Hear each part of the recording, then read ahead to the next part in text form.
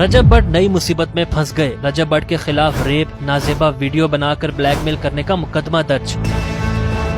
मारूफ YouTuber रजब भट्ट और मान डोगर समेत 5 अफराद के खिलाफ नशावर चीज पिलाकर खातून का रेप करने, उसकी नाजेबा वीडियो बनाकर ब्लैकमेल करने के इल्जामात के तहत मुकदमा दर्ज कर लिया गया। रिपोर्ट के मुताबिक मुकदमा थाना नवाब टाउन में सोशल मीडिया एक्टिविस्ट आयशा शराफत की दरखास्त पर दर्ज किया गया।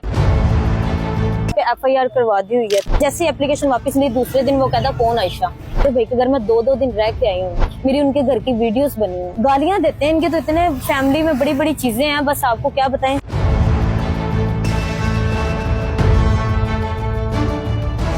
एक्सप्रेस के इंटरव्यू में आयशा का कहना था कि सलमान हैदर से सोशल मीडिया पर दोस्ती हुई, सलमान के साथ मुख्तलिफ रेस्टोरेंट्स पर अक्सर व बेशतर जाती रही। मुतासिरा खातून आयशा शराफत ने कहा, सलमान ने बहरिया ऑर्चर्ड एक घर में बुलाकर मुझे नशावर चीज पिलाकर रेप कर दिया। सलमान ने मेरी नाजेबा वीडियोस भी बनाई और ब्लैकमेल करता रहा। सलमान ने मेरी वीडियो मेरी बहन पलवशा को भी दिखाई। मैं और मेरी बहन सलमान को मना करने उसके घर गए। आयशा का कहना था कि रजब भट्ट के वलीमे वाले दिन रजब भट्ट, मान डोगर, जवाद हैदर ने कमरे में बुलवाया और मेरा मोबाइल पकड़कर रीसेट कर दिया। मोबाइल रीसेट करने के बाद हमें धमकाकर वहां से निकाल दिया गया। सबसे पहली रेड भी रजब भट्ट के घर करने जा रहे हैं, क्योंकि सलमान रजब के घर रहता है। जिस दिन रजब भाई का वलीमा था तो उन्होंने फोन रीसेट किया था। मान डोगर था, जगीर भाई थे, रजब भट्ट थे, इन्होंने सारों ने फोन रीसेट किया। तो रजब भाई के घर में 2-2 दिन रह के आई हूँ, मेरी उनके घर की वीडियोस बनी हुई रजब भाई की तरफ, क्योंकि उनके घर का एड्रेस दिया रजब भाई के घर, क्योंकि सलमान उनके घर पे रहता है। आयशा शराफत ने कहा कि पहली FIR के बाद सलमान ने सुलह कर ली थी। जैसे ही मैंने FIR वापस ली तो सलमान ने कहा कौन आयशा, और शादी करने से फिर मुकर गया। अब मैंने अपने हक के लिए आवाज उठाई है तो मेरी भी कोई इज्जत है। आयशा का कहना था कि सलमान के दोस्तों रजब भट्ट, मान डोगर ने मुझे गालियां दी,